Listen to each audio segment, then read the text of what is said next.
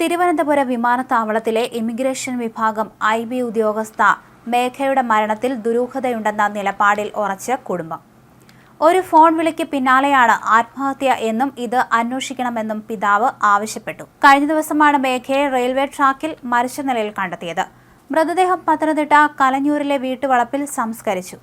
ഇഞ്ചക്കൽ പരക്കുടിയിൽ വാടകയ്ക്ക് താമസിക്കുന്ന പത്തനംതിട്ട അതിരുങ്കൽ കാരക്കാംകുഴി പൂഴിക്കാട് റിട്ടയർ അധ്യാപകൻ മധുസൂദനന്റെയും പാലക്കാട് കളക്ടറേറ്റിലെ ഉദ്യോഗസ്ഥ നിഷ ചന്ദ്രന്റെയും ഏക മകളാണ് മേഘ.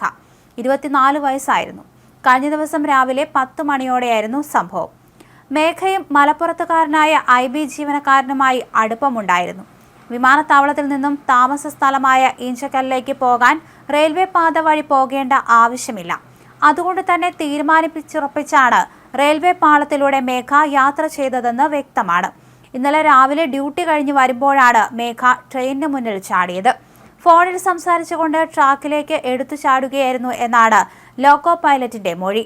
വിമാനത്താവളത്തിൽ നിന്ന് താമസ സ്ഥലത്തേക്കുള്ള വഴിയിൽ റെയിൽവേ ട്രാക്ക് ഇല്ല എന്ന് പിതാവ് പറഞ്ഞു. താമസ സ്ഥലത്തേക്ക് എന്ന് പറഞ്ഞ മേഘ വഴി മാറ്റിയത് ഒരു ഫോൺ വിളിക്ക് പിന്നാലെയാണ്. ഇതിലാണ് ദുരൂഹത സംശയിക്കുന്നത്. 23-ാം വയസ്സിലാണ് മേഘ IB ജോലിയിൽ കയറിയത്.